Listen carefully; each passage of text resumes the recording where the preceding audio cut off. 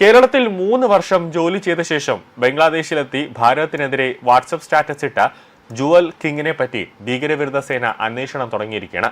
I love Bangladesh എന്ന ശീർഷകത്തിൽ അതിർത്തിയിൽ AK-47 തോക്ക് പിടിച്ചു നിൽക്കുന്ന സ്വന്തം ചിത്രം ഇയാൾ സ്റ്റാറ്റസായി ഇട്ടത് സംബന്ധിച്ച് വാർത്തയെ തുടർന്നാണ് ഭീകരവിരുദ്ധ സേന അന്വേഷണം ആരംഭിച്ചത്. ഇയാൾക്കുള്ള ഭീകരബന്ധം സൂചിപ്പിക്കുന്ന സ്റ്റാറ്റസ് മണിക്കൂറുകൾക്കുള്ളിൽ അപ്രതീക്ഷിതമായെങ്കിലും ജുവൈലിന്റെ പ്രൊഫൈൽ ചിത്രം ഇയാൾ ബംഗ്ലാദേശിലെ ധാക്കയിൽ നിന്നുള്ള ഒരു വ്യക്തിയാണെന്ന് സൂചിപ്പിക്കുകയാണ്.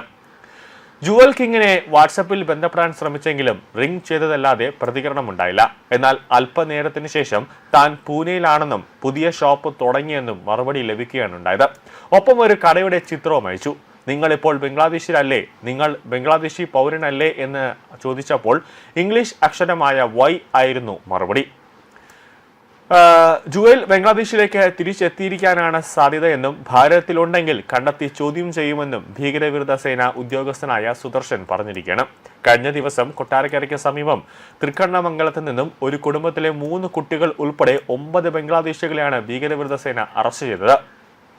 അക്ഷരാർത്ഥത്തിൽ ഇത് നമ്മളുടെ ഇന്റലിജൻസ് ബ്യൂറോയുടെയും സ്പെഷ്യൽ ബ്രാഞ്ചിന്റെയും ഒരു വീഴ്ച തന്നെയാണ്. ചെറിയൊരു വീഴ്ചയല്ല, ഗുരുതരമായ ഒരു വീഴ്ചയാണ്. കാരണം ഇന്റലിജൻസ്, അത് സംസ്ഥാന ഇന്റലിജൻസ് ബ്യൂറോയുടെയും സ്പെഷ്യൽ ബ്രാഞ്ചിന്റെയും ഒരു പ്രധാനപ്പെട്ട ഒരു ചുമതല അല്ലെങ്കിൽ അവരുടെ ഒരു ഡ്യൂട്ടി എന്ന് പറയുന്നത് കേരളത്തിന്റെ സുരക്ഷ ആണ് അവരുടെ ഏറ്റവും പ്രധാനപ്പെട്ട ഡ്യൂട്ടി. കേരളത്തിൽ ആരൊക്കെ നുഴഞ്ഞു കയറി വരുന്നു, ആരൊക്കെ രാജ്യദ്രോഹ പ്രവർത്തനം ചെയ്യുന്ന ആരൊക്കെ കേരളത്തിൽ ഉണ്ട് എന്നത് 24 മണിക്കൂറും ഇവർ അത് ജാഗ്രതയോടുകൂടി അറിഞ്ഞിരിക്കേണ്ട കാര്യമാണ്.